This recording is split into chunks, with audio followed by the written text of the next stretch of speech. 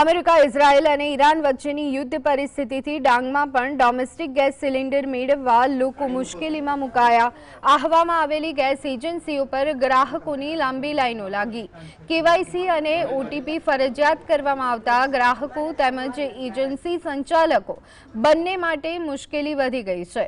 ઘણા ગ્રાહકો ઘરેલુ ગેસ સિલિન્ડર મેળવવા માટે 50 થી 60 કિલોમીટર દૂરથી આવતા હોવા છતાં તેમને સિલિન્ડર મળતો નથી।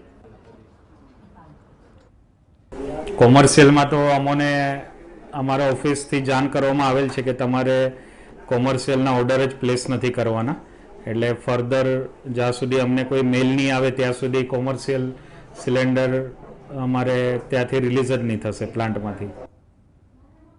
અહીંયા ઇન્ડિયન ગેસનું ગ્રાહક છું અને અઠવાડિયા પહેલાં અહીંયા અમે આવેલા ને પેલી કેવાયસી કરેલું અને અમને એક નંબર આપેલો ઓટીપી, એના પર એમ કે ઓટીપી આવશે, પણ હજુ સુધી ફોન કરો ને તો એ લોકો ઓટીપી જ આપતા નથી।